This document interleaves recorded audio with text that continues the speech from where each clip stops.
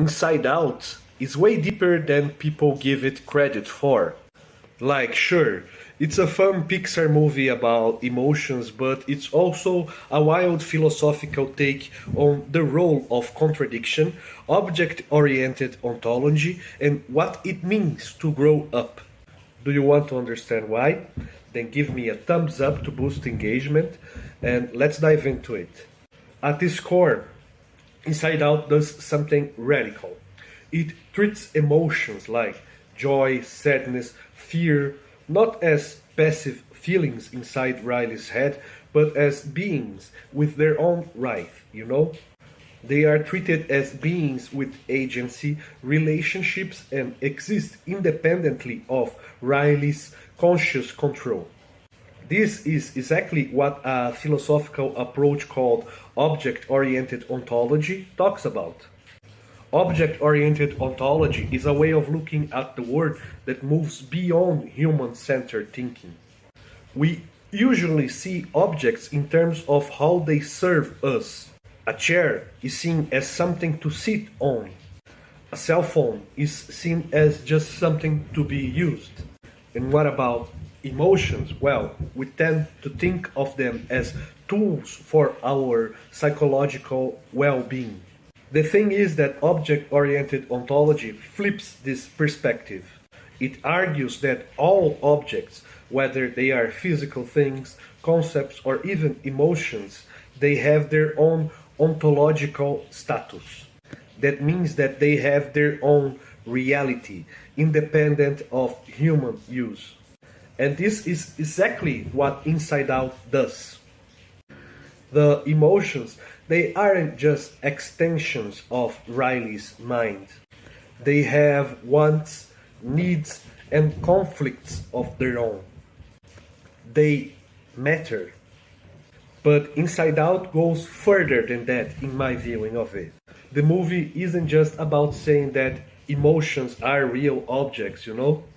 Actually, I think that if we look to the story with a sharp eye, we can see that it's trying to tell us something deeper about reality itself.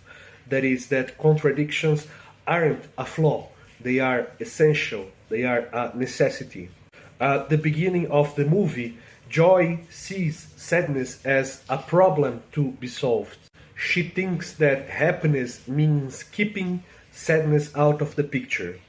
Honestly, that's how we usually tend to think. We are taught since childhood that contradictions are bad, that if one thing is true, then the opposite must be false. But as Riley matures, she learns something different.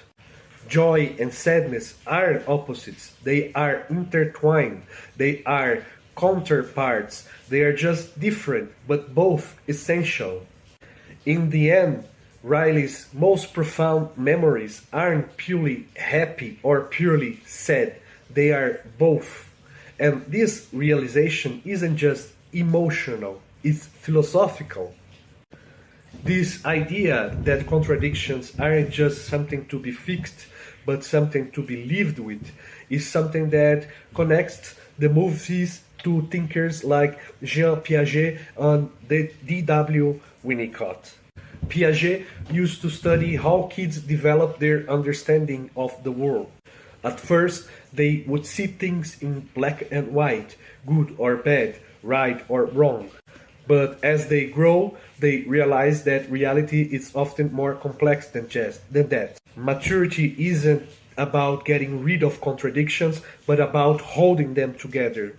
Winnicott, with his concept of the good enough mother, explored how children use transitional objects like teddy bears or a favorite blanket, for example, to help them navigate between their inner world and outer reality.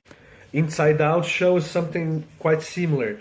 Emotions themselves acting as transitional agents, helping Riley to process her experiences. And for both of them, what is the key for emotional growth?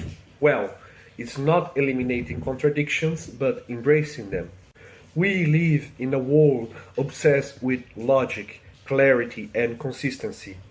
Classical logic is something that tells us that contradictions mean something is wrong. But what if contradictions aren't a bug in reality? What if they are a feature of reality? Thinkers like Newton da Costa and Graham Priest, for example, explored alternative logics, like paraconsistent logic, that doesn't reject contradictions outright, And this makes sense, right? Our lives aren't neat logical progressions, we are constantly experiencing conflicting thoughts, emotions, and realities. It's perfectly possible to love someone, but also feel bad towards them.